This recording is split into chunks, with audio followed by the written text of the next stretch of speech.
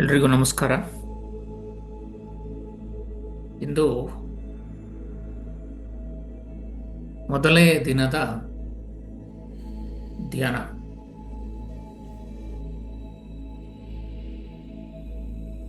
ಧ್ಯಾನದಲ್ಲಿ ಬೇರೆ ಬೇರೆ ವಿಧ ಇದೆ.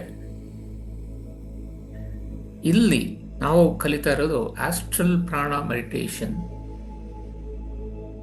ಅಂದ್ರೆ ನಮ್ಮ ಪ್ರಾಣಶಕ್ತಿಯನ್ನ ಕಾಸ್ಮಿಕ್ ಎನರ್ಜಿಯೊಂದಿಗೆ ಸೇರಿಸಿ ಮಾಡುವಂಥ ಧ್ಯಾನ.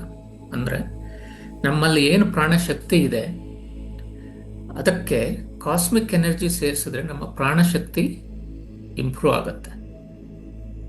ಪ್ರಾಣಶಕ್ತಿ ಇಂಪ್ರೂವ್ ಆಗೋದ್ರಿಂದ ಮಾನಸಿಕವಾಗಿ ಅಥವಾ ದೈಹಿಕವಾಗಿ ಏನು ನಮ್ಮಲ್ಲಿ ಕಾಯಿಲೆ ಇರ್ಬೋದು ಅಥವಾ ಸಿಂಪ್ಟಮ್ಸ್ ಇರ್ಬೋದು, ಅದು ಗುಣಪಡಿಸಲು ಸಹಾಯ ಆಗತ್ತೆ. ಆಸ್ಟ್ರಲ್ ಪ್ರಾಣ ಮೆಡಿಟೇಷನ್ ಹೇಗೆ ಮಾಡ್ತೀವಿ ಅನ್ನೋದಾದ್ರೆ, ಮೊದಲು ನಮ್ಮಲ್ಲಿ ಇರುವಂಥ ಪ್ರಾಣಶಕ್ತಿಯನ್ನ ನಾವು ಉದ್ದೀಪನಗೊಳಿಸಬೇಕು. ಎಲ್ಲರಲ್ಲೂ ಪ್ರಾಣಶಕ್ತಿ ಇದೆ, ಆದರೆ ಅದು ನಮ್ಮ ಅರಿವಿಗೆ ಬರಲ್ಲ. ಕಾರಣಾಂತರಗಳಿಂದ ಅದು ಅರಿವಿಗೆ ಬರಲ್ಲ. ಏನ್ ಮಾಡ್ತೀವಿ, ನಮ್ಮಲ್ಲಿರೋ ಪ್ರಾಣಶಕ್ತಿಯನ್ನ ಫಸ್ಟ್ ನಾವು ಅನುಭವಿಸ್ಬೇಕು. ಜೊತೆಗೆ ಕಾಸ್ಮಿಕ್ ಎನರ್ಜಿ ಜೊತೆಗೆ ನಾವು ನಮ್ಮ ಪ್ರಾಣಶಕ್ತಿಯನ್ನ ಕನೆಕ್ಟ್ ಮಾಡಬೇಕು. ಕಾಸ್ಮಿಕ್ ಎನರ್ಜಿ ಎಲ್ಲ ಕಡೆನೂ ಇದೆ, ಆದ್ರೆ ನಾವು ಅದನ್ನ ಗುರುತಿಸೋಲ್ಲ. ನಾವು ಈಗೇನ್ ಮಾಡಬೇಕು, ನಮ್ಮ ಪ್ರಾಣಶಕ್ತಿಯನ್ನ ಕಾಸ್ಮಿಕ್ ಎನರ್ಜಿ ಜೊತೆಗೆ ಕನೆಕ್ಟ್ ಮಾಡಬೇಕು, ಪ್ರಾಣಶಕ್ತಿಯನ್ನ ಇಂಪ್ರೂವ್ ಮಾಡಬೇಕು. ಈ ಧ್ಯಾನದಲ್ಲಿ ಅದನ್ನ ನಾವು ಕಲಿತೀವಿ. ಹೀಗೆ ಮಾಡೋದ್ರಿಂದ ನಮ್ಮ ಆರೋಗ್ಯ ವೃದ್ಧಿ ಆಗತ್ತೆ. ಈಗ ನಾವು 21 ದಿನ ಧ್ಯಾನ ಮಾಡ್ತಾ ಇದ್ದೀವಿ. ಹೇಗೆ 21 ದಿನ ಯಾಕೆ ಬೇಕು ಅಂತ ಹೇಳಿದ್ರೆ, ನಮ್ಮಲ್ಲಿ 7 ಚಕ್ರಗಳನ್ನಿದೆ. 7 ಚಕ್ರಗಳು ಬ್ಯಾಲೆನ್ಸ್ ಆಗಿದ್ರೆ ನಾವು ಆರೋಗ್ಯವಾಗಿ ಇರ್ತೀವಿ. ಒಬ್ಬ ಮನುಷ್ಯ ಆರೋಗ್ಯವಾಗಿರ್ಬೇಕು ಅಂದ್ರೆ 7 ಚಕ್ರಗಳನ್ನು ಬ್ಯಾಲೆನ್ಸ್ ಆಗಿರ್ಬೇಕು. ಈಗ ಏನ್ ಮಾಡ್ತೀವಿ, ನಾವು ಒಂದೊಂದು ಚಕ್ರದಲ್ಲಿ 3 ದಿನ ಸ್ಪೆಂಡ್ ಮಾಡ್ತೀವಿ. ಯಾಕೆ 3 ದಿನ ಬೇಕು ಅಂತ ಹೇಳಿದ್ರೆ, ಮೊದಲು ನಾವು ಆ ಚಕ್ರವನ್ನ ಅರ್ಥ ಮಾಡ್ಕೊಳ್ಬೇಕು. ಯಾವ ಚಕ್ರ, ಅದರ ಮೇಲೆ ನಾವು ಧ್ಯಾನ ಮಾಡೋದ್ರಿಂದ, ಅದನ್ನ ಬ್ಯಾಲೆನ್ಸ್ ಮಾಡೋದ್ರಿಂದ ಏನು ಉಪಯೋಗ ಆಗತ್ತೆ. ಆಮೇಲೆ ಎಲ್ಲರಿಗೂ ಬರೀ ಧ್ಯಾನ ಮಾಡ್ತಾನೆ ಚಕ್ರವನ್ನ ಆಕ್ಟಿವೇಟ್ ಮಾಡೋದಕ್ಕೆ ಅಥವಾ ಬ್ಯಾಲೆನ್ಸ್ ಮಾಡೋದಕ್ಕೆ ಸಾಧ್ಯ ಆಗೋದಿಲ್ಲ. ಹಾಗಾಗಿ ನಾವೇನ್ ಮಾಡ್ತಾ ಇದ್ದೀವಿ, ಇಲ್ಲಿ ಮೆಡಿಟೇಷನ್ ಜೊತೆನಲ್ಲಿ ನಾವು ಅಸ್ಟ್ರಾಲಜಿ ಮತ್ತೆ ನ್ಯೂಮರಾಲಜಿ ಮತ್ತೆ ಮುದ್ರಾ ಇದನ್ನು ಯೂಸ್ ಮಾಡ್ತಾ ಇದ್ದೀವಿ. ಮೊದಲು ಏನ್ ಮಾಡ್ತೀವಿ, ಫಸ್ಟು ನಾವು ಚಕ್ರನ ಬ್ಯಾಲೆನ್ಸ್ ಮಾಡ್ತೀವಿ. ಜೊತೆನಲ್ಲಿ ಆ ಚಕ್ರಕ್ಕೆ ಸಪೋರ್ಟ್ ಮಾಡುವಂತಹ ಮುದ್ರೆಯನ್ನು ಯೂಸ್ ಮಾಡ್ತೀವಿ. ಜೊತೆಗೆ ಆ ಚಕ್ರವನ್ನ ಏನ್ ಹೇಳ್ತೀವಿ, ಚಕ್ರವನ್ನ ಪ್ರತಿನಿಧಿಸುವಂತ ಗ್ರಹ ಯಾವುದಿದೆ, ಅದು ನಮ್ಮ ಕುಂಡಲಿಯಲ್ಲಿ ಹೇಗಿದೆ, ಅದರ ಶಕ್ತಿಯನ್ನ ಯಾವ ರೀತಿ ಇಂಪ್ರೂವ್ ಮಾಡೋದು ಅದನ್ನ ನೋಡ್ತೀವಿ. ಅಥವಾ ನ್ಯೂಮರಾಲಜಿ ಪ್ರಕಾರ ಆ ಗ್ರಹದ ಸಂಖ್ಯೆ ಏನು, ಆ ಸಂಖ್ಯೆ ನಮ್ಮ ಡೇಟ್ ಆಫ್ ಬರ್ತ್ ನಲ್ಲಿ ಇದೆಯಾ, ಇಲ್ಲದಿದ್ರೆ ಏನ್ ಮಾಡಬೇಕು, ಹೇಗ್ ಮಾಡಬೇಕು ಅನ್ನೋದನ್ನ ನೋಡ್ತೀವಿ. ಹಾಗಾಗಿ ಒಂದೊಂದು ಚಕ್ರ ಮೆಡಿಟೇಷನ್, ಒಂದೊಂದು ಚಕ್ರಕ್ಕೂ ನಾವು 3 ದಿನ ಇಲ್ಲಿ ಟೈಮ್ ಕೊಡ್ತಾ ಇದ್ವಿ. ಡೇ 1, ಡೇ 2, ಡೇ 3 ಆಜ್ಞಾ ಚಕ್ರದ ಮೇಲೆ ನಾವು ಕೆಲಸ ಮಾಡ್ತೀವಿ. ಈಗ ಮಾಡೋದ್ರಿಂದ ಏನಾಗುತ್ತೆ, end of 3rd day, okay, ನಾವು ಮೆಡಿಟೇಷನ್ ಪ್ಲಸ್ ಮುದ್ರೆ ಪ್ಲಸ್ ಅಸ್ಟ್ರಾಲಜಿ ಅಥವಾ ನ್ಯೂಮರಾಲಜಿ ಅಥವಾ 2 ಇದರ ಮೂಲಕ ಕೆಲಸ ಮಾಡೋದ್ರಿಂದ ಆ ಚಕ್ರವನ್ನ ನಾವು ಬೇಗ ಬ್ಯಾಲೆನ್ಸ್ ಮಾಡಬಹುದು, ಅದರ ಉಪಯೋಗಗಳನ್ನ ಬೇಗ ಪಡಿಬಹುದು. ಇವತ್ತು day 1. Day 1 first warm up ಆಗಬೇಕು. ನೀವೇನ್ ಮಾಡ್ಬೋದು, ನಿಂತ್ಕೊಂಡು ನಿಮ್ಮ ಕೈಗಳನ್ನ ಮೇಲೆ ಎತ್ತಿ. ಮೇಲೆ ಎತ್ತುವಾಗ ಉಸಿರನ್ನು ಎಳ್ಕೊಳ್ಬೇಕು. ಮತ್ತೆ ಕೆಳಗೆ ಇಳಿಸುವಾಗ ಉಸಿರನ್ನ ಬಿಡಬೇಕು. ಸೊ ಈ ರೀತಿ ಒಂದು 5 ಸಲ 6 ಸಲ ಮಾಡಬಹುದು. ಇದು ಯಾಕೆ ಮಾಡ್ತೀವಿ ಅಂತ ಹೇಳಿದ್ರೆ, ಧ್ಯಾನ ಮಾಡೋದಕ್ಕೆ ಮುಂಚೆ ನಮ್ಮ ಉಸಿರಾಟ ಏನಿದೆ ಅದು ಒಂದು ಸ್ಥಿಮಿತಕ್ಕೆ ಬರಬೇಕು. ಹಾಗಾಗಿ ಇದು ವಾರ್ಮ್ ಅಪ್ ಎಕ್ಸಸೈಸ್ ಬೇಕು. So we can start. ಈಗ ಸ್ಟಾರ್ಟ್ ಮಾಡ್ಬೋದು. 1, ನೀವು ರೈಸ್ ಮಾಡುವಾಗ ಉಸಿರನ್ನು ಹೇಳ್ಕೊಳ್ಬೇಕು. ಕೈ ಇಳಿಸುವಾಗ ಉಸಿರನ್ನ ಬಿಡಬೇಕು.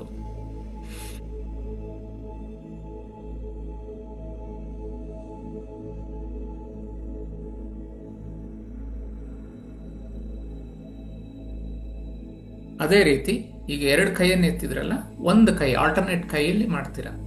ಒಂದ್ಸಲಿ ಒಂದ್ಸಲಿ ಬಲಗೈ, ಒಂದ್ಸಲಿ ಎಡಗೈ.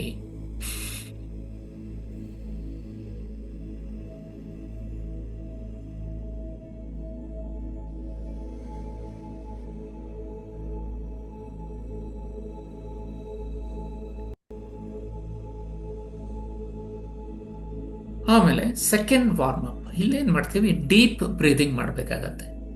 ಅಂದ್ರೆ ಉಸಿರನ್ನ ನಿಧಾನವಾಗಿ ಹೇಳ್ಕೊಳ್ಬೇಕು. ಹೊಟ್ಟೆ ತುಂಬುವವರೆಗೂ ಉಸಿರನ್ನ ಹೇಳ್ಕೊಳ್ಬೇಕು. You have to breathe in until your stomach is full. Exhale slowly. ಮತ್ತೆ ಹೊಟ್ಟೆ ಪೂರ್ತಿ ಖಾಲಿ ಆಗೋವರೆಗೂ ಉಸಿರನ್ನ ಬಿಡಬೇಕು. ಈ ರೀತಿ 5 ಸಲ ಮಾಡಬೇಕು ನಾವು.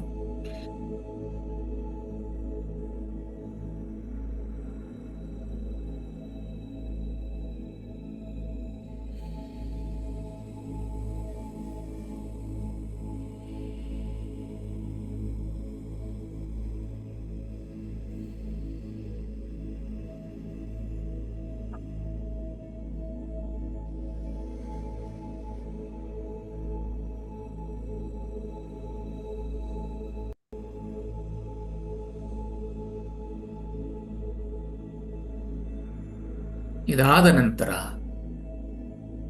ಸೊ ನೀವು ಆರಾಮಾಗಿ ಕೂತ್ಕೊಳ್ಳಿ. ನಿಮಗೆ ಯಾವುದು ಕಂಫರ್ಟಬಲ್ ಅಂತ ಅನ್ಸುತ್ತೋ ಆ ಪೋಸ್ಚರ್ನಲ್ಲಿ ಕೂತ್ಕೊಳ್ಬೋದು. ನೀವು ಚೇರ್ನಲ್ಲಾದರೂ ಕೂರ್ಬೋದು, ಅಥವಾ ನೀವು ಸುಖಾಸನದಲ್ಲಿ ನೆಲದ ಮೇಲೆ ಕೂರ್ಬೋದು. ನಿಮ್ಗೆ ಯಾವುದು ಕಂಫರ್ಟಬಲ್ ಅನ್ಸುತ್ತೋ ಹಾಗೆ ಕೂತ್ಕೊಳ್ಳಿ, ಆರಾಮಾಗಿ ಕೂತ್ಕೊಳ್ಳಿ. ಕಣ್ಣುಗಳನ್ನು ಮುಚ್ಚಿ ನಿಮ್ಮ ಆಜ್ಞಾ ಚಕ್ರ ಅಂದ್ರೆ 2 ಐಬ್ರೋಗಳ ಮಧ್ಯದಲ್ಲಿ ನೀವು ಕೇಂದ್ರೀಕರಿಸಬೇಕು. ನೀವು ಸ್ಕ್ರೀನಲ್ಲಿ ಕಾಣಿಸ್ತಾ ಇದೆಯಲ್ಲ ಆ ರೀತಿ 2 ಹುಬ್ಬುಗಳ ಮಧ್ಯದಲ್ಲಿ ಏನು ಬಿಂದು ಇದೆಯಲ್ಲ ಅಲ್ಲಿ ನಿಮ್ಮ ಗಮನವನ್ನ ಇರಿಸಬೇಕು. ಕಣ್ಣನ್ನು ಮುಚ್ಚಿರಬೇಕು. ನಿಧಾನವಾಗಿ ಉಸಿರಾಡಿ.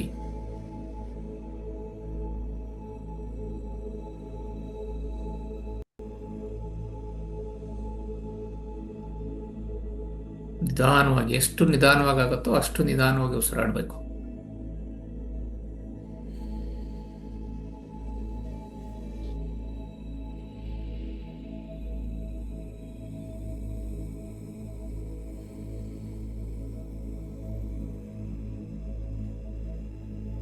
ಸೊ ಆಜ್ಞಾ ಚಕ್ರ ಅನ್ನೋದು ಎಲ್ಲಿದೆ? It is between the eyebrows. ಅದರ ಕಲರ್ ಏನಿದೆ ಇಂಡಿಗೋ ಇದೆ. ನೀವು ಅದನ್ನ ಇಮ್ಯಾಜಿನ್ ಮಾಡ್ಕೊಳ್ಬೇಕಾಗತ್ತೆ. 2 ಹುಬ್ಬುಗಳ ಮಧ್ಯದಲ್ಲಿ ಇದೆ. ಅದರ ಬಣ್ಣ ಇಂಡಿಗೋ ಅಂದ್ರೆ ತಿಳಿ ನೀಲಿ ಬಣ್ಣ. 2 ಹುಬ್ಬುಗಳ ಮಧ್ಯದಲ್ಲಿದೆ, ತಿಳಿ ನೀಲಿ ಬಣ್ಣದಲ್ಲಿದೆ. ಅದನ್ನ ನೀವು ಇಮ್ಯಾಜಿನ್ ಮಾಡ್ಕೊಳ್ಳಿ ಅಲ್ಲಿದೆ ಅಂತ. ಅದು ನಿಮಗೆ ಕಾಣಿಸಲ್ಲ, ಈಗ ಸದ್ಯಕ್ಕೆ ಅದು ಕಾಣಿಸೋದಿಲ್ಲ. ಆದ್ರೆ ಇಮ್ಯಾಜಿನ್ ಮಾಡಿ, ಅಲ್ಲಿದೆ ಅಂತ ಇಮ್ಯಾಜಿನ್ ಮಾಡಿ. ನಿಮ್ಗೆ ಏನ್ ಕಾಣಿಸುತ್ತೆ ಪರವಾಗಿಲ್ಲ, ನಿಮ್ಮ ಕಣ್ಣಿಗೆ ಅದು ಕಾಣಲೇಬೇಕು ಅಂತ ಏನೂ ಇಲ್ಲ. ಸೊ ಜಸ್ಟ್ ಅಲ್ಲಿ ಫೋಕಸ್ ಮಾಡಿ. ಸೊ ನೀವು ತಿಳ್ಕೊಳ್ಳಿ ಅದು ತಿಳಿ ನೀಲಿ ಬಣ್ಣದಲ್ಲಿದೆ. ಸೊ ಈ ಚಕ್ರ ಏನ್ ಮಾಡುತ್ತೆ ಅಂದ್ರೆ ಅದರ ಇಂಟ್ಯೂಷನ್. ಸೊ ನಮಗೆ ನಮ್ಮ ಜ್ಞಾನ ವೃದ್ಧಿ ಆಗೋದಕ್ಕೆ, ವಿಚಾರಗಳು ತಿಳಿಯೋದಕ್ಕೆ ಅನುಕೂಲ ಮಾಡ್ಕೊಳ್ಳುತ್ತೆ ಈ ಒಂದು ಚಕ್ರ. ಸೊ ಯಾವುದೇ ವಿಷಯದ ಬಗ್ಗೆ ತಿಳುವಳಿಕೆ ಬರಬೇಕಾದ್ರೆ ನಮಗೆ ಈ ಚಕ್ರದ ಒಂದು ಶಕ್ತಿ ಬೇಕು. ಮತ್ತೆ ಇಂಟೆಲಿಜೆನ್ಸ್ ಅಥವಾ ವಿಸ್ಡಮ್ ಏನಿದೆ ಅದು ಕೂಡ ಈ ಚಕ್ರದಿಂದನೇ ಬರುವಂಥದ್ದು. ಇಮ್ಯಾಜಿನೇಷನ್ ಕೂಡ ಬರುವಂಥದ್ದು ಕೂಡ ಈ ಚಕ್ರದಿಂದ. ಮತ್ತೆ ಈ ಚಕ್ರ ನಮ್ಮ ಬಾಡಿನಲ್ಲಿ ಕೆಲವೊಂದು ಆರ್ಗನ್ಸ್ಗೆ ಕನೆಕ್ಟ್ ಆಗಿದೆ. ಯಾವುದು? ನಮ್ಮ ಕಣ್ಣು, ಬ್ರೈನು, ಪಿನಿಯಲ್ ಗ್ಲ್ಯಾಂಡ್ ಏನಿದೆ ಅದು ಬಹುಮುಖ್ಯವಾಗಿ ಏನು ಮಾಡುತ್ತೆ ಅಂದರೆ ಕೆಲವೊಂದು ಹಾರ್ಮೋನ್ಸ್ನ ಪ್ರೊಡ್ಯೂಸ್ ಮಾಡುತ್ತೆ. ಈ ಹಾರ್ಮೋನ್ಸು ನಮ್ಮ ನಿದ್ದೆಯನ್ನು ಕಂಟ್ರೋಲ್ ಮಾಡುತ್ತೆ. ಸೊ ನಮಗೆ ಚೆನ್ನಾಗಿ ನಿದ್ದೆ ಬರಬೇಕು ಅಂದರೆ ಈ ಪಿನಿಯಲ್ ಗ್ಲ್ಯಾಂಡು ಚೆನ್ನಾಗಿ ಕೆಲಸ ಮಾಡಬೇಕು. ಪ್ಲಸ್ ನಮ್ಮ ಬೋನಿನ ಶಕ್ತಿ ಏನಿದೆ, ನಮ್ಮ ಮೂಳೆಗಳ ಶಕ್ತಿ, ಅದನ್ನು ಕೂಡ ಈ ಹಾರ್ಮೋನು ಕಂಟ್ರೋಲ್ ಮಾಡುತ್ತೆ. ಸೊ ಈಗ ಕೆಲವರಿಗೆ ಬೇಗ ಡಿಜನರೇಷನ್ ಸ್ಟಾರ್ಟ್ ಆಗುತ್ತೆ. ಅಂದರೆ ಎಲ್ಲರಲ್ಲೂ ಜನರೇಷನ್ ಡಿಜನರೇಷನ್ ಇರುತ್ತೆ. ಸೊ ಯಾವಾಗ ಜನರೇಷನ್ ಸ್ಲೋ ಆಗಿ ಡಿಜನರೇಷನ್ ಫಾಸ್ಟ್ ಆಗುತ್ತೋ ಆಗ ಬೋನ್ ತೊಂದರೆಗಳು ಬರ್ಬೋದು. ಸೊ ಅದನ್ನೆಲ್ಲ ಅವಾಯ್ಡ್ ಮಾಡಬೇಕು, ಅದನ್ನು ಸ್ಲೋ ಡೌನ್ ಮಾಡಬೇಕು, ಅದನ್ನು ನಾರ್ಮಲೈಸ್ ಮಾಡಬೇಕು ಅಂದರೆ ಈ ಚಕ್ರ ಏನಿದೆ, ಆಜ್ಞಾ ಚಕ್ರ, ಇದರ ರೋಲು ತುಂಬ ಮುಖ್ಯ ಆಗುತ್ತೆ. ಹಾಗಾಗಿ ಇದನ್ನು ಬ್ಯಾಲೆನ್ಸ್ ನಾವು ಮಾಡ್ತಾ ಇದ್ದೀವಿ ಈಗ. ಸೊ ಇಂಬ್ಯಾಲೆನ್ಸ್ ಆಗಿದೆ ಅಂತಂದರೆ ಏನಾಗ್ಬೋದು? ತಲೆನೋವು ಬರ್ಬೋದು, ನಮಗೆ ಸರಿಯಾಗಿ ಯೋಚನೆ ಮಾಡೋಕ್ಕೆ ಆಗದೆ ಇರ್ಬೋದು, ಯಾವುದೇ ವಿಷಯದಲ್ಲಿ ಸರಿಯಾದ ಡೈರೆಕ್ಷನ್ ಗೊತ್ತಾಗಲ್ಲ ನಮಗೆ. ಈ ಸಿಂಪ್ಟಮ್ಸ್ ಎಲ್ಲ ಇದೆ ಅಂದರೆ ನಾವು ನಮ್ಮ ಆಜ್ಞಾಚಕ್ರವನ್ನು ಸರಿಯಾಗಿ ಬ್ಯಾಲೆನ್ಸ್ ಮಾಡಿಲ್ಲ ಅಥವಾ ಅದರಲ್ಲಿ ನ್ಯೂನತೆ ಇದೆ ಅಂತ ಅರ್ಥ ಮಾಡ್ಕೊಳ್ಬೇಕು. ಸೊ ಹಾಗಾಗಿ ನಾವು ಈಗೇನು ಮಾಡ್ತಾ ಇದ್ದೀವಿ, ಆಜ್ಞಾಚಕ್ರದ ಮೇಲೆ ಕಾನ್ಸಂಟ್ರೇಟ್ ಮಾಡ್ತಾ ಇದ್ದೀವಿ, ಅದನ್ನು ಬ್ಯಾಲೆನ್ಸ್ ಮಾಡೋದಕ್ಕೆ ಪ್ರಯತ್ನ ಮಾಡ್ತಾ ಇದ್ದೀವಿ. ಸೊ ನಿಧಾನವಾಗಿ ಉಸಿರಾಡಿ. ನಿಮ್ಮ ದೃಷ್ಟಿ ಆಜ್ಞಾಚಕ್ರದ ಮೇಲೆ ಇದೆ. ಎಷ್ಟು ಸಾಧ್ಯವೋ ಅಷ್ಟು ನಿಧಾನವಾಗಿ ಉಸಿರಾಡ್ತಾ ಇರಿ.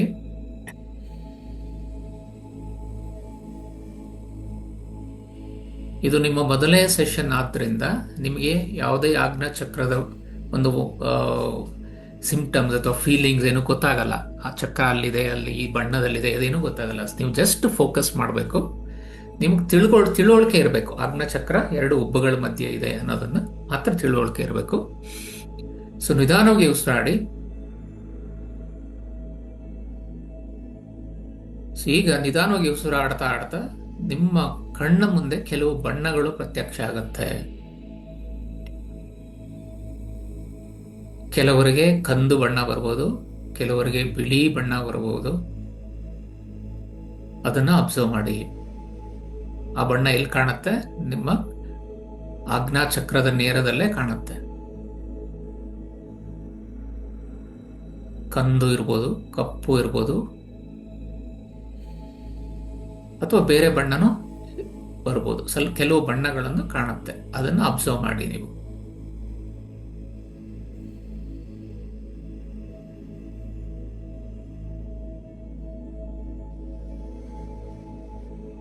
ನೀವು ಅಬ್ಸರ್ವ್ ಮಾಡ್ತಿದ್ದಾಗೇನೆ ಆ ಬಣ್ಣ ಏನು ಕಾಣಿಸ್ತಾ ಇದೆಯಲ್ಲ ಅದು ಸ್ವಲ್ಪ ಬೆಳೀತಾ ಹೋಗುತ್ತೆ.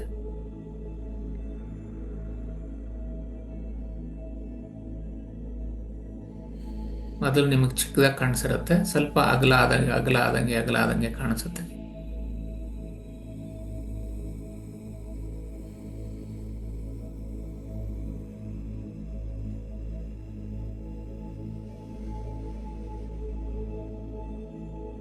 ಸೊ ಅದನ್ನೇ ಅಬ್ಸರ್ವ್ ಮಾಡ್ತಾ ಹೋಗಿ. ಸೊ ಈಗ ನೀವು ಅಬ್ಸರ್ವ್ ಮಾಡ್ತಾ ಇರುವಾಗ ಏನಾಗುತ್ತೆ, ಸೊ ಪ್ರಾಣಶಕ್ತಿ ಏನಿದೆ, ನಿಮ್ಮ ಸುತ್ತಮುತ್ತ ಪ್ರಾಣಶಕ್ತಿ ಏನಿದೆ, ನಿಮಗೆ ಕಾಣಿಸ್ತಾ ಇರೋವಂಥ ಈ ಬಣ್ಣದಲ್ಲಿ ವಿಲೀನ ಆಗುತ್ತೆ. ಹಾಗಾಗಿ ಈ ಬಣ್ಣ ಏನಾಗಿ ಕಾಣಿಸ್ತಾ ಇದೆಯಲ್ಲ ನಿಮಗೆ, ಅದು ಸ್ಪ್ರೆಡ್ ಆಗುವಂಥ ಅನುಭವ ಕಾಣಿಸುತ್ತೆ ನಿಮಗೆ. ಸೊ ನಿಮಗೆ ಮುಂದೆ ಕಾಣಿಸ್ತಾ ಇತ್ತು, ನೀವು ಅಬ್ಸರ್ವ್ ಮಾಡಿದ್ರೆ ನಿಮ್ಮ ತಲೆ ಸುತ್ತಲೂ, ತಲೆ ಮೇಲ್ಗಡೆ ಅದೇ ಬಣ್ಣ ಕಾಣಿಸುತ್ತೆ. ಹಾಗೆ ಅಬ್ಸರ್ವ್ ಮಾಡ್ತಾ ಇರಿ. ಸೊ ನಿಮ್ಮ ಕಣ್ಣಿನ ಮುಂದೆ ಏನು ಕಾಣಿಸ್ತಾ ಇತ್ತು ಅದೇ ಬಣ್ಣ ನಿಮ್ಮ ತಲೆಯ ಸುತ್ತಲೂ ಕೂಡ ಕಾಣಿಸ್ತಾ ಇರುತ್ತೆ. ಸೊ ಜಸ್ಟ್ ಅದನ್ನೇ ಅಬ್ಸರ್ವ್ ಮಾಡಿ. ನಿಮಗೆ ಏನು ಕಾಣಿಸ್ತಾ ಇದೆ ಅದನ್ನು ಜಸ್ಟ್ ಅಬ್ಸರ್ವ್ ಮಾಡಿ.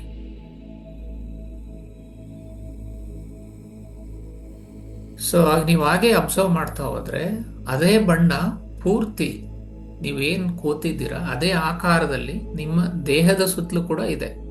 ಸೊ ಅದು ತಕ್ಷಣಕ್ಕೆ ಕಾಣದೇ ಇರ್ಬೋದು, ನೀವು ನಿಧಾನವಾಗಿ ಅಬ್ಸರ್ವ್ ಮಾಡಿ. ನಿಮಗೆ ಈಗ ಎಲ್ಲಿ ಕಾಣಿಸ್ತಾ ಇದೆ, ನಿಮ್ಮ ಕಣ್ಣು ಮುಂದೆ ಕಾಣಿಸ್ತಾ ಇದೆಯೋ ಅಥವಾ ನಿಮ್ಮ ತಲೆಯ ಮೇಲ್ಗಡೆ ಕಾಣಿಸ್ತಾ ಇದೆಯೋ ಅಥವಾ ಬಲಗಡೆ ಭಾಗದಲ್ಲಿ, ಎಡಗಡೆ ಭಾಗದಲ್ಲಿ ಎಲ್ಲಿ ಕಾಣಿಸ್ತಾ ಇದೆ ಅಲ್ಲಿ ಫೋಕಸ್ ಮಾಡಿ. ನಿಧಾನವಾಗಿ ಅಬ್ಸರ್ವ್ ಮಾಡಿ. ಅದು ನಿಮ್ಮ ಸುತ್ತಲೂ ಕೂಡ ಇದೆ.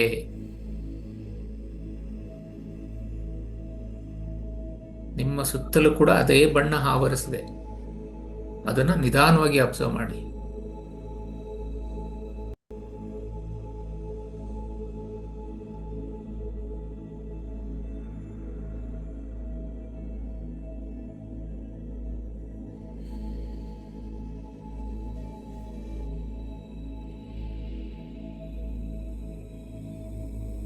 ಆ ಬಣ್ಣ ಏನ್ ಕಾಣಿಸ್ತಾ ಇದೆ ನಿಮಗೆ, ಅದು ನೀವು ಉಸಿರಾಟದ ಜೊತೆನೆ ಸಿಂಕ್ ಆಗ್ತಾ ಇದೆ. ನೀವು ಉಸಿರು ಎಳ್ಕೊಂಡಾಗ ಸ್ವಲ್ಪ ದೊಡ್ಡದಾಗ್ತಾ ಇದೆ, ಉಸಿರು ಬಿಡುವಾಗ ಸ್ವಲ್ಪ ಸಣ್ಣದಾಗ್ತಾ ಇದೆ. ಅದನ್ನ ಅಬ್ಸರ್ವ್ ಮಾಡಿ. ನಿಮ್ಮ ಉಸಿರಾಟದ ಜೊತೆ ನೀವೇನ್ ನೋಡ್ತಾ ಇದ್ದೀರಲ್ಲ ಬಣ್ಣ, ಅದು ಸಿಂಕ್ರೊನೈಸ್ ಆಗ್ತಾ ಇದೆ. ನೀವು ಉಸಿರು ತಗೊಳ್ಳುವಾಗ ಸ್ವಲ್ಪ ಅಗಲ ಅನ್ಸುತ್ತೆ, ಉಸಿರು ಬಿಟ್ಟಾಗ ಸ್ವಲ್ಪ ಚಿಕ್ಕದಾಗ್ತಾ ಇದೆ. ಅದನ್ನು ಅಬ್ಸರ್ವ್ ಮಾಡಿ.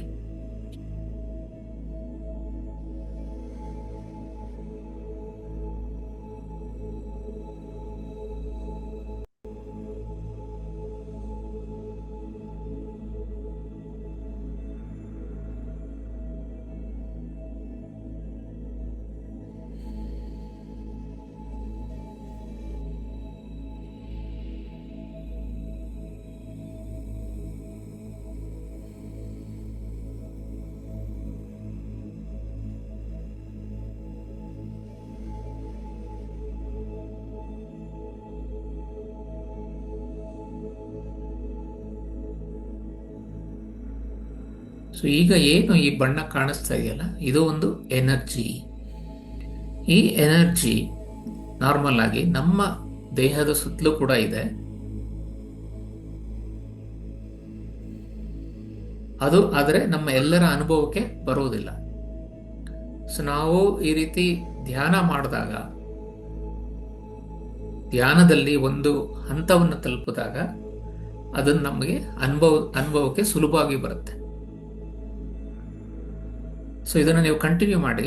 ಈಗ ಏನು ನೀವು ನೋಡ್ತಾ ಇದ್ದೀರಲ್ಲ ಬಣ್ಣ, ನಿಮ್ಮ ಕಣ್ಮುಂದೆ ಇದೆ, ನಿಮ್ಮ ತಲೆಯ ಮೇಲ್ಗಡೆ ಇದೆ, ಅಥವಾ ನಿಮ್ಮ ದೇಹದ ಸುತ್ತಲೂ ಇದೆ. ಅದನ್ನು ಅಬ್ಸರ್ವ್ ಮಾಡಿ. ಹಾಗೆ ಸೊ ನಿಧಾನವಾಗಿ ನಿಮ್ಮ ಫೋಕಸ್ ಅನ್ನ ನಿಮ್ಮ ತಲೆಯ ಭಾಗಕ್ಕೆ ತಗೊಂಡು ಬನ್ನಿ.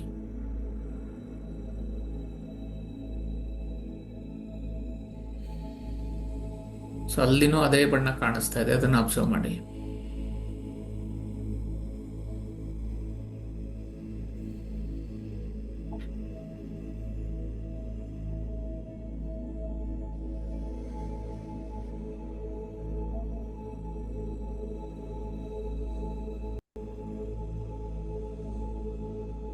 ಸೊ ನೀವು ಅಬ್ಸರ್ವ್ ಮಾಡಿದ್ರೆ ಈಗ ಸೊ ತಲೆಯ ಭಾಗದಿಂದ ಅದು ಪೂರ್ತಿ ನಿಮ್ಮ ದೇಹವನ್ನ ನಿಧಾನವಾಗಿ ಆವರಿಸ್ತಾ ಇದೆ. ಅದನ್ನ ಇಮ್ಯಾಜಿನ್ ಮಾಡಿ.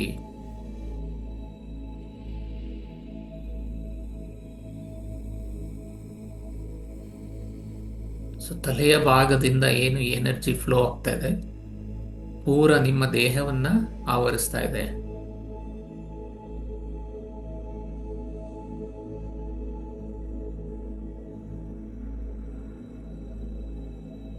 ಸೊ ಈ ಎನರ್ಜಿ ಏನ್ ಮಾಡ್ತಾ ಇದೆ, ನಿಮ್ಮ ದೇಹದಲ್ಲಿ ಫ್ಲೋ ಆಗ್ತಾ ಆಗ್ತಾ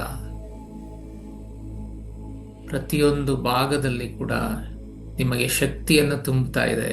ಅದನ್ನ ಇಮ್ಯಾಜಿನ್ ಮಾಡಿ.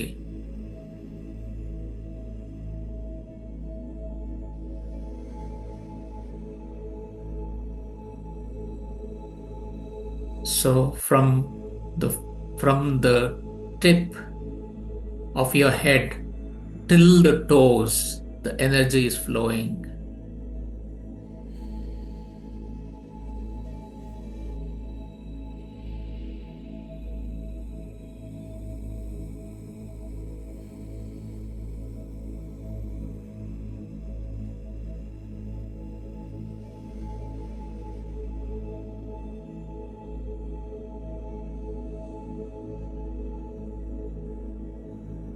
ನಿಧಾನವಾಗಿ ಅಬ್ಸರ್ವ್ ಮಾಡಿ.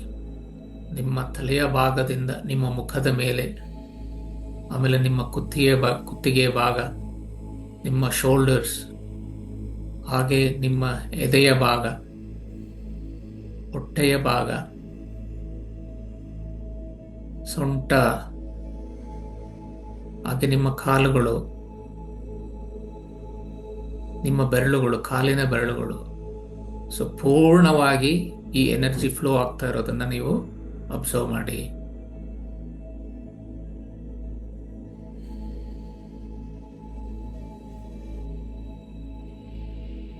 ಸೊ ಇದು ನಿಮ್ಮ ಅನುಭವಕ್ಕೆ ಬಂದ ಮೇಲೆ, ಎನರ್ಜಿ ಫ್ಲೋ ಆಗ್ತಾ ಇರೋದು ನಿಮ್ಮ ಅನುಭವಕ್ಕೆ ಬಂದಿದೆ ಅಂತ ಅನ್ಸಿದ್ರೆ ನಿಮಗೆ, ಸೊ ನಿಮಗೆ ಬಹುಶಃ ಈಗ ನಿಮಗೆ ಏನಾದರೂ ಕೈ ನೋವಿರ್ಬೋದು, ಕಾಲು ನೋವು ಇರ್ಬೋದು, ಅಥವಾ ಹೊಟ್ಟೆಯಲ್ಲಿ ನೋವು ಇರ್ಬೋದು, ಹೊಟ್ಟೆಯಲ್ಲಿ ಸಮಸ್ಯೆ ಇರ್ಬೋದು, ಅಲ್ಲಿ ಫೋಕಸ್ ಮಾಡಿ. ಆಗ ಆ ಎನರ್ಜಿ ಏನಾಗುತ್ತೆ ಫ್ಲೋ ಆಗ್ತಾ ಇರೋದು, ನೀವು ಎಲ್ಲಿ ಯಾವ ಭಾಗದಲ್ಲಿ ಫೋಕಸ್ ಮಾಡ್ತೀರಾ ಅಲ್ಲಿ ಕಾನ್ಸಂಟ್ರೇಟ್ ಆಗತ್ತೆ.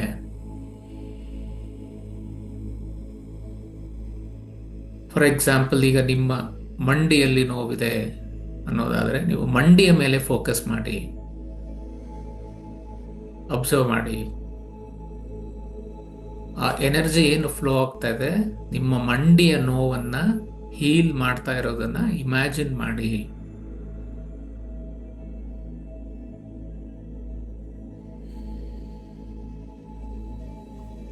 ಸೊ ಈ ರೀತಿ ಫೋಕಸ್ ಮಾಡಿದಾಗ ಏನಾಗುತ್ತೆ, ನಿಮ್ಮ ಪ್ರಾಣಶಕ್ತಿಯೊಂದಿಗೆ ಈ ಕಾಸ್ಮಿಕ್ ಎನರ್ಜಿ ಏನಿದೆ ಅದು ಫ್ಲೋ ಆಗುತ್ತೆ ನಿಮ್ಮ ದೇಹದಲ್ಲಿ.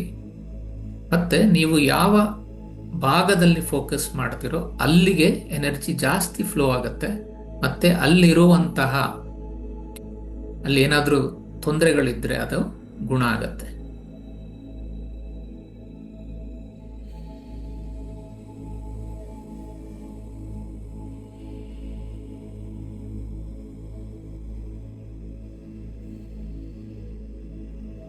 ಹಾಗೆ ಅಬ್ಸರ್ವ್ ಮಾಡಿ.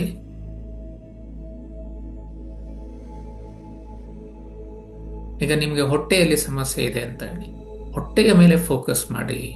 ಸೊ ಎನರ್ಜಿ ಏನಾಗುತ್ತೆ, ಎಲ್ಲ ನಿಮ್ಮ ದೇಹದಲ್ಲಿ ಎಲ್ಲ ಕಡೆಯಿಂದ ಎನರ್ಜಿ ಅಲ್ಲಿಗೆ ಫೋಕಸ್ ಆಗುತ್ತೆ, ಅಲ್ಲಿ ಕಾನ್ಸಂಟ್ರೇಟ್ ಆಗುತ್ತೆ.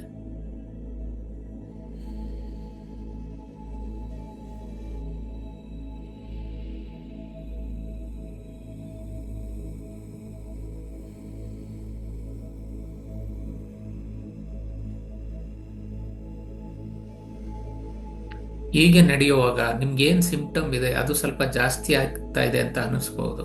ಅದು ಹೀಲಿಂಗ್ ಪ್ರಾಸೆಸ್, ಹಾಗೆ ಆಗೋದು ಸಾಮಾನ್ಯ. ಸೊ ನಿಮಗೆ ಸಪೋಸ್ ನೋವಿದ್ರೆ ಆ ನೋವು ಸ್ವಲ್ಪ ಜಾಸ್ತಿ ಆಗ್ತಾ ಇದೆ ಅನಿಸ್ಬೋದು. ಸೊ ಜಾಸ್ತಿಯಾಗಿ ಕಡಿಮೆ ಆಗೋದು ನಿಮ್ಮ ಗಮನಕ್ಕೆ ಬರುತ್ತೆ. ಸೊ ಜಾಸ್ತಿ ಆಗ್ತಾ ಇದೆ ಅಂತ ನಿಮ್ಮ ಫೋಕಸ್ ತೆಗಿಬೇಡಿ, ಅಲ್ಲೇ ಫೋಕಸ್ ಮಾಡಿ.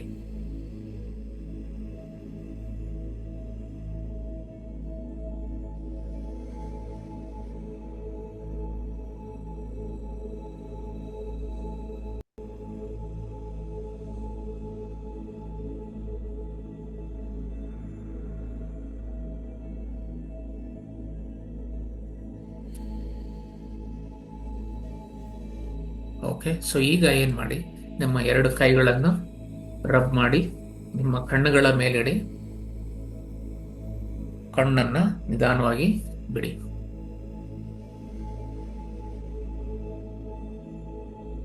ಸೊ ಈಗ ಮುಖ್ಯವಾಗಿ, ಸೊ ನಿಮಗೆ ಈ ಧ್ಯಾನದಲ್ಲಿ ಈಗ ಎಷ್ಟು ಒಂದು 12 ನಿಮಿಷ ಮಾಡಿರ್ಬೋದು ನೀವು ಧ್ಯಾನ. ನಿಮ್ಮ ಅನುಭವಕ್ಕೆ ಏನು ಬಂತು ಅನ್ನೋದನ್ನ ನೀವು ಈ ದಿನದ ಡೇಟ್ ಹಾಕಿ ಒಂದು ಪುಸ್ತಕದಲ್ಲಿ ಬರೆದು ಇಡಿ. ಸೊ ಪ್ರತಿದಿನ 21 ದಿನ, ನೆಕ್ಸ್ಟ್ 21 ದಿನ ಏನ್ ಮಾಡ್ತೀವಲ್ಲ, ಪ್ರತಿದಿನದ ಅನುಭವವನ್ನು ನೀವು ಬರೆದು ಇಡಬೇಕು. ಸೊ ಈ ಎಕ್ಸ್ಪೀರಿಯನ್ಸ್ನಿಂದ ಮುಂದಿನ ಹಂತದ ಧ್ಯಾನಕ್ಕೆ, ಮುಂದಿನ ಹಂತದ ಮೆಡಿಟೇಷನ್ಗೆ ಹೆಲ್ಪ್ ಆಗುತ್ತೆ. ನೀವು ಯಾವ ಸ್ಟೆಪ್ಸ್ನ ಫಾಲೋ ಮಾಡಬೇಕು ಅನ್ನೋದು ನಿಮ್ಮ ಎಕ್ಸ್ಪೀರಿಯನ್ಸ್ ಏನಾಗ್ತಾ ಇದೆ ಅದರ ಮೇಲೆ ಮುಂದಿನ ಪಾತ್ ಏನಿದೆ ಅದು ಡಿಸೈಡ್ ಆಗುತ್ತೆ. ಹಾಗಾಗಿ ಪ್ರತಿದಿನದ್ದು ನೀವು ನಿಮ್ಮ ಎಕ್ಸ್ಪೀರಿಯನ್ಸ್ ಏನಾಯಿತು ಅನ್ನೋದನ್ನ ಒಂದು ನೋಟ್ಬುಕ್ನಲ್ಲಿ ಬರೆದು ಇಡಬೇಕು. ಸೊ ನಿಮಗೇನು ಅನಿಸ್ಲಿಲ್ಲ, ಏನು ಅನುಭವನೇ ಆಗಲಿಲ್ಲ ಅಂದರೆ ಅದನ್ನು ಕೂಡ ಬರೆದಿಡಿ. ಸೊ ಇವತ್ತಾಗಲಿಲ್ಲ ಅಂದರೆ ನಾಳೆ ಆಗುತ್ತೆ, ನಾಳೆ ಆಗಲಿಲ್ಲ ಅಂದರೆ ನಾಡಿದ್ದಾಗ್ಬೋದು. ಸೊ ಇವತ್ತಿನ ಡೇಟ್ ಹಾಕಿ ನಿಮ್ಮ ಅನುಭವ ಏನಾಯಿತು ಅನ್ನೋದನ್ನು ಒಂದು ಪುಸ್ತಕದಲ್ಲಿ ಬರೆದು ಇಡಬೇಕು.